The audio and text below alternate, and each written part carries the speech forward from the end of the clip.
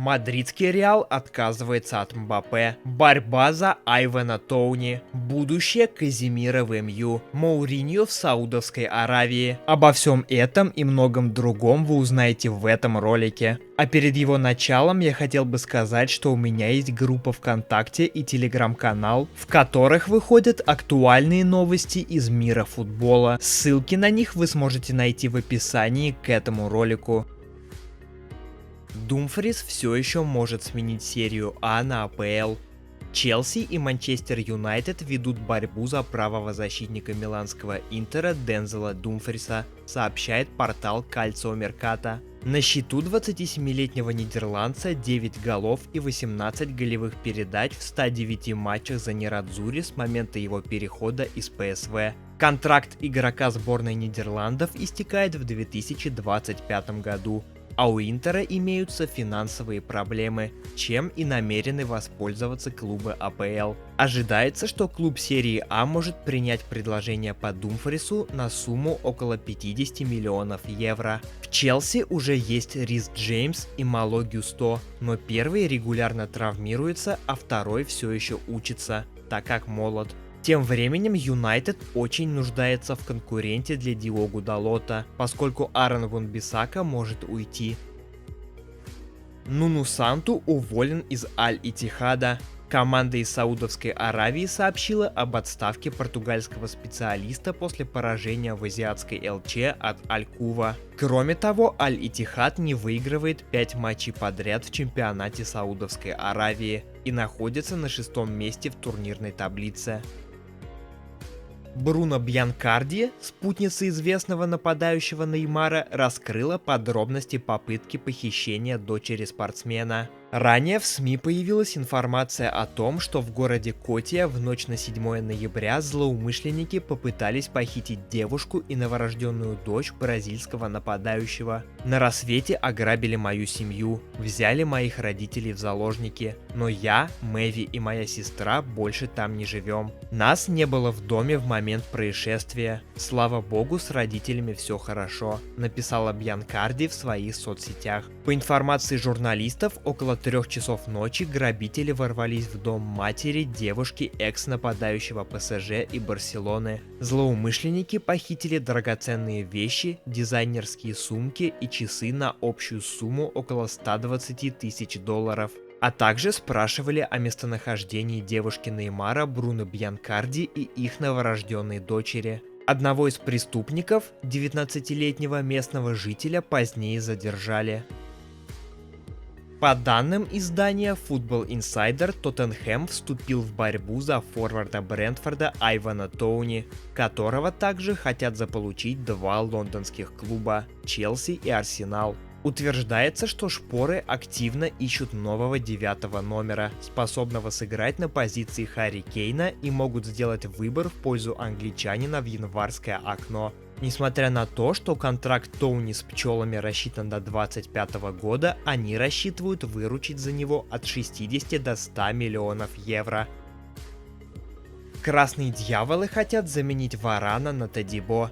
Портал Код Офсайд сообщает, что Манчестер Юнайтед стремится подписать центр-бэка Ниццы Жана Клера Тодибо, на которого также претендует Челси. Красные дьяволы рассматривают бывшего игрока Барселоны в качестве замены Рафаэлю Варану, который может отправиться в Саудовскую Аравию в конце этого сезона. Также Эрик тен Хаг хочет найти замену Харри Магуайру, поэтому вряд ли обойдется покупкой одного защитника. Туринский Ювентус в последние дни вел активные переговоры с агентом Августином Хименесом, который представляет интересы полузащитника мадридского Атлетико Родриго де Пауля. По информации от журналиста Никола Скиры, аргентинец недоволен количеством игровой практики и той ролью, в которой его чаще всего задействует главный тренер Диего Симеоне. По сведениям источника, Де Пауль не против сменить клубную прописку в ближайшее трансферное окно. Ювентус заинтересован в том, чтобы оформить сделку по Родриго на правах аренды с правом выкупа. Манчестер Юнайтед в январе может продать своего опорного полузащитника Казимира, который находится в клубе всего 1,5 года после перехода из мадридского Реала. По информации от журналиста Грэма Бейли, бразилец является серьезной трансферной целью для некоторых клубов из Саудовской Аравии. Казимира может соблазниться большой зарплатой и потребовать у руководства трансфер. При этом руководство МЮ пока не намерено отпускать опытного бразильца, за которого 1,5 года назад было заплачено в районе 80 миллионов евро. Саудовский Аль-Иттихад находится в поиске нового главного тренера после увольнения Нуну Санту. Как сообщает журналист Руди Галетти в соцсетях, руководство Аль-Иттихада заинтересовано в приглашении главного тренера Ромы Жозе Моуриньо на пост наставника саудовской команды. Ранее сообщалось, что Жозе может покинуть римский клуб по окончанию этого сезона. В составе Аль-Иттихада выступает французский нападающий Карим Бензема, с которым португальский специалист работал в мадридском Реале.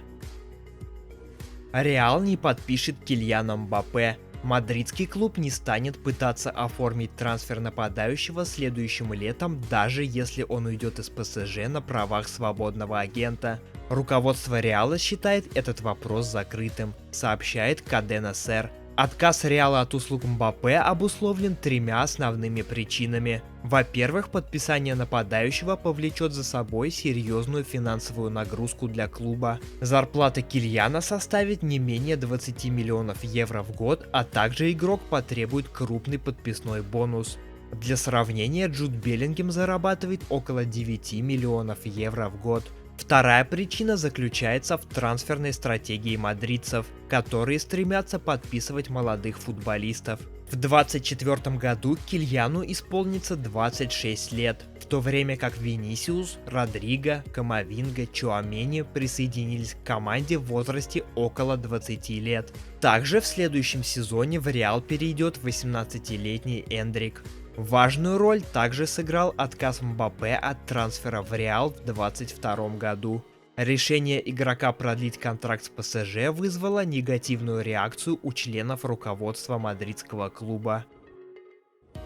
Вингер МЮ Антони не вернется на родину в Бразилию в обозримом будущем. На днях издание Daily Mirror сообщило, что Юнайтед хочет пригласить нападающего Фламенго Габриэля Барбозу в январе, взамен предложив бразильскому клубу возможность арендовать Антони. Второй английский сезон складывается ужасно для игрока, который не совершил ни одного результативного действия в 11 матчах за Юнайтед, а вдобавок столкнулся с проблемами с законом за пределами футбольного поля.